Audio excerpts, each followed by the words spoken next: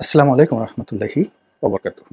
সম্মানিত দর্শক, বিএনপির ভারপ্রাপ্ত চেয়ারম্যান জনাব তারেক রহমান তিনি এখন বাংলাদেশে নেই।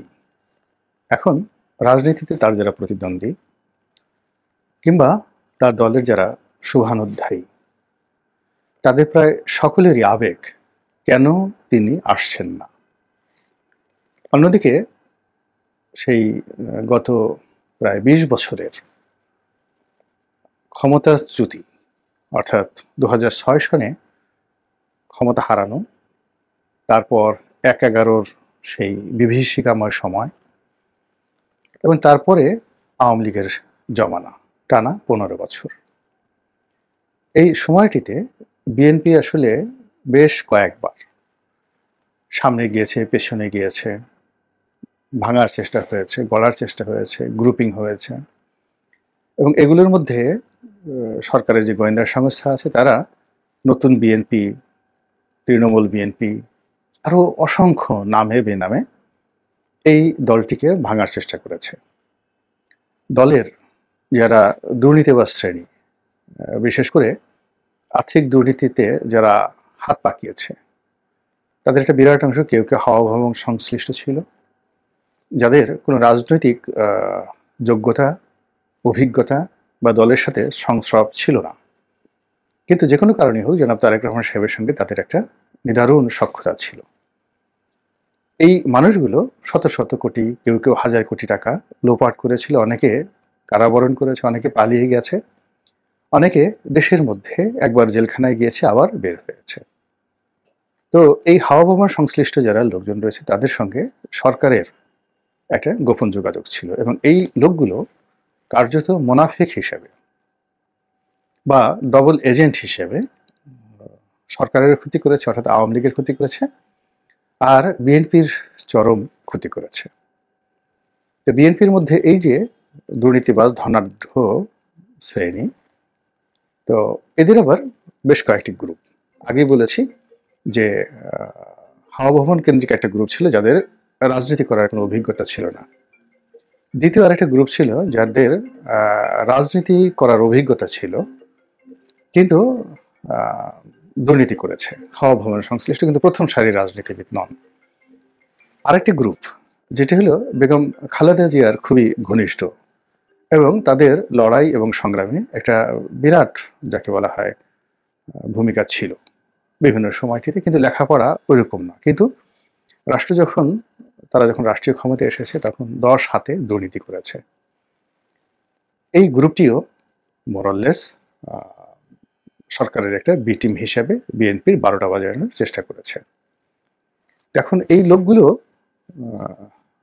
দলের মধ্যে বিভেদ সৃষ্টি করেছে, বিসংবাদ সৃষ্টি করেছে এবং দুর্ভাগ্যজনক হলেও সত্যি যে বেগম খালেদা জিয়া এবং জনাব তারেক রহমান তাদের মধ্যে একটা রাজনৈতিক দেয়াল তৈরি করার সৃষ্টি করেছে। এখন মাসিলের মধ্যে সেই দেয়ালটা কখনোই হয় না, কিন্তু যেটা হয় সেটা হলো বেগম জিয়াপন্থী এবং তারেক রহমান সাহেবপন্থী, এই দুই গ্রুপের মধ্যে একটা দাগ কুমড়ার সম্পর্ক এরা তৈরি করে ফেলেছে। তারপরে যেটা হলো সেটা হলো যে বিএনপির দুটো অফিস, অর্থাৎ চেয়ারপারসন বেগম খালেদা জিয়া যে অফিস বসতেন ও অফিস কেন্দ্রিক একটি বলয়, আর পল্টন, নয়াপল্টনের যে বিএনপি অফিস, সেই অফিস কেন্দ্রিক একটা বলয় তৈরি হয়েছিল। তো এই এতগুলো সমস্যা চলছিল এবং তার মধ্যে যেহেতু একটা জনপ্রিয় দল, প্রচণ্ড জনপ্রিয় দল, সাধারণ যারা খেটে খাওয়া বিএনপির নেতা এবং কর্মী, তারা এইসব সমস্যার ওরকম কোনো, যাকে বলা হয়, ধার ধারতেন না, অথবা এই সকল সমস্যা তাদের নিকট প্রকট হতো না। এই কারণে হতো না যে তারা আওয়ামী লীগের দ্বারা এতটা বেশি নির্যাতিত হতেন এবং সবসময় এতটা দৌড়ের উপর থাকতেন, যার ফলে কি হলো, নিজেদের দলের মধ্যে যে এত সমস্যা আছে এই সমস্যাগুলো তারা কখনো চিন্তা করতে পারতেন না বা চিন্তা করতেন না, সে সুযোগও তাদের হতো না। এর বাইরে যেটা হলো সেটা হলো যে জনাব তারেক রহমানকে কেন্দ্র করে দলের ভিতরে, দলের বাইরে, বিশেষ করে প্রশাসনে, সিভিল অ্যাডমিনিস্ট্রেশনে, তারপর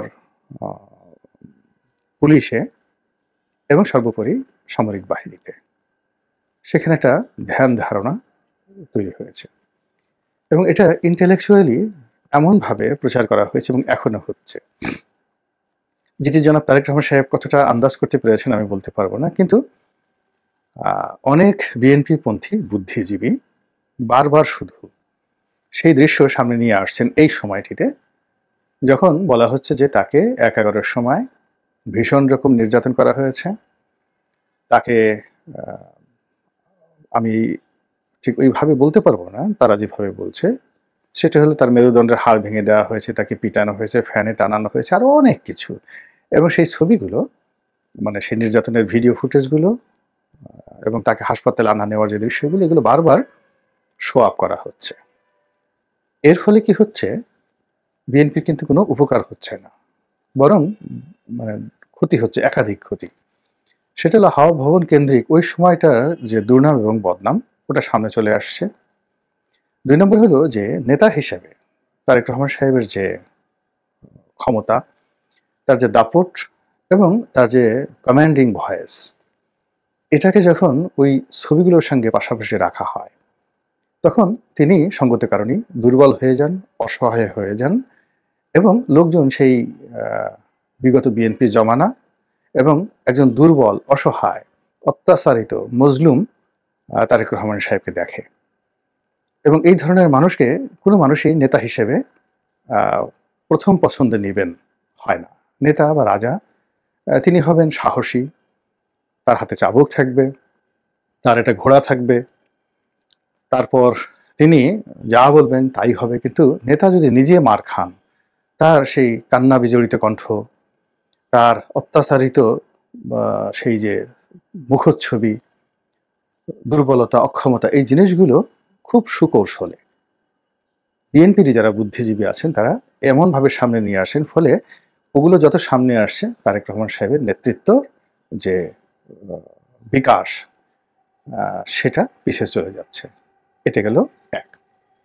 ২ নম্বর হলো যে ওই সময় তো এই নির্যাতনগুলো করেছে সামরিক বাহিনীর লোক করুক, এনএসআইয়ের লোক করুক কিংবা পুলিশের লোক করুক, তারা করেছে। এবং পুরো আমাদের আমলাতন্ত্র না একটা, যাকে বলা হয়, এমন একটা চেইন, রাজনীতিবিদদের মধ্যে ঐক্য নেই, ব্যবসায়ীদের মধ্যে ঐক্য নেই, কিন্তু আমলাদের মধ্যে একটা ঐক্য আছে। আপনি যে কোনো একটা পুলিশের কনস্টেবল বা সেনাবাহিনীর, নৌবাহিনীর, বিমান বাহিনীর একজন একেবারে সিপাহী যিনি আছেন, তাকে অপমান করেন, ওটা বাজে কথা বলেন, একেবারে সেনাপ্রধান, নৌবাহিনীর প্রধান, বিমান বাহিনীর প্রধান, ওটা কিয়ামত পর্যন্ত বংশ পরম্পরা। অর্থাৎ একজন যাবেন, আরেকজন আসবেন, আরেকজন যাবেন, আরেকজন আসবেন, ওটাকে তাদের উপর আঘাত এবং তাদের পোশাকের উপর আঘাত, অস্ত্রের উপর আঘাত হিসেবে তারা সেটা ট্রিট করে এবং ওভাবেই কিন্তু তারা কাউকে বন্ধু হিসেবে মনে করে এবং কাউকে শত্রু হিসেবে মনে করে।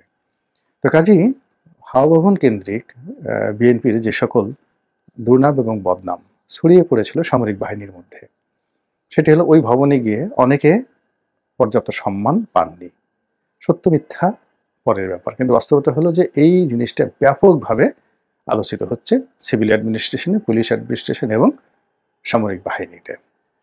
২ নম্বর হলো যে অনেক অপ্রীতিকর ঘটনা ঘটেছে যেগুলো মুখে মুখে এখন ফিরছে, সেটা ফাইন্যান্সিয়াল সেক্টরে, বিহেভিয়ারের ক্ষেত্রে, ব্যবসা বাণিজ্যের ক্ষেত্রে, আরও অনেক ক্ষেত্রে সেগুলোও কিন্তু মুখে মুখে এই মুহূর্তে ফিরছে।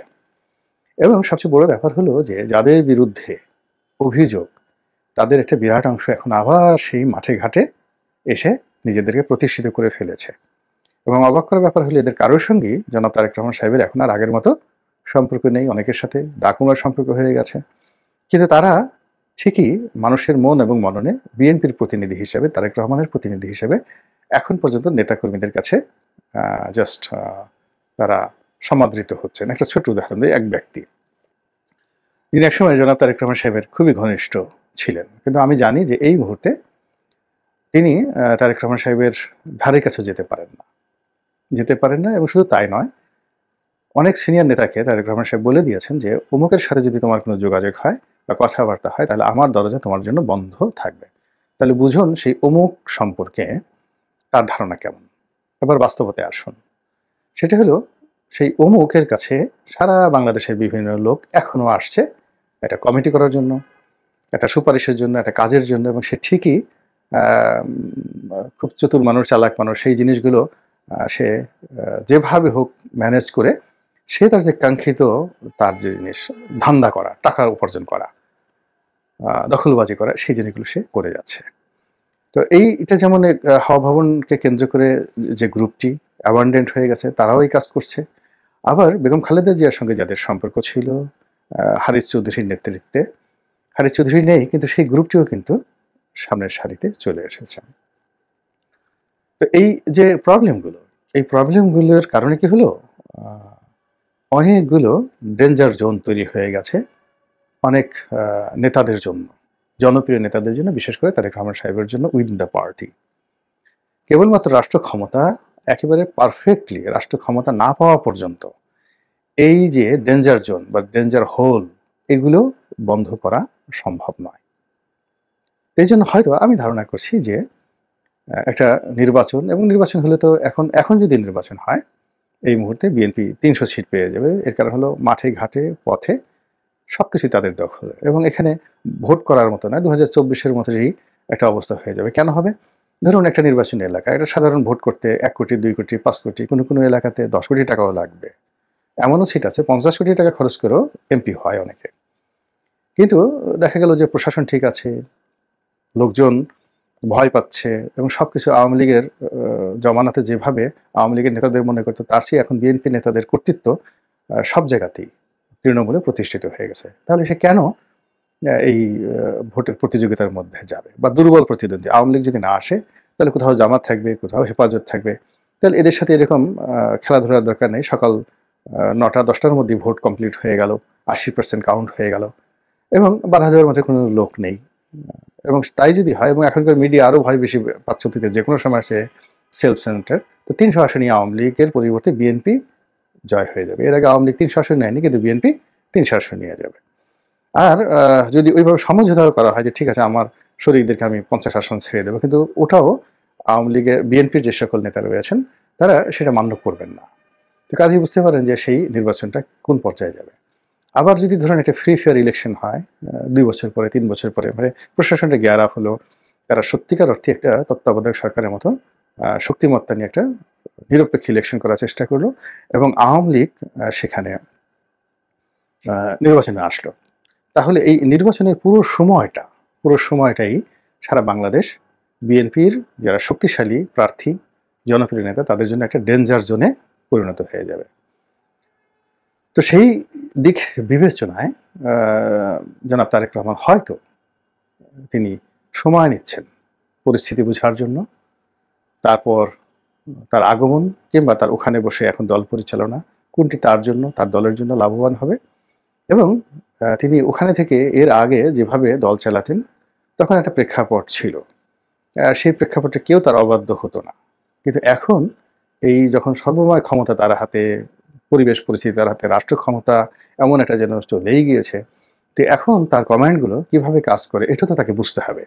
এই জন্য তিনি সময় নিচ্ছেন হয়তোবা। অনেক কথা বলছেন, নেতাকর্মীরা খুবই আবেগপ্রবণ, কেন নেতা আসেন না, আজ আসবেন, কাল আসবেন। তো এই বিষয়গুলোতে দলের যারা শীর্ষ নেতৃবৃন্দ এখনো পর্যন্ত তেমন কিছু বলেননি। আর না বলার কারণে কি হচ্ছে, যে ধোঁয়াশা তৈরি হচ্ছে, এটি দলীয় রাজনীতিতে একটা বিরূপ প্রতিক্রিয়া তৈরি করবে। আল্লাহ আমাদের সবাইকে হেদায়েত দান করুন এবং হেফাজত করুন।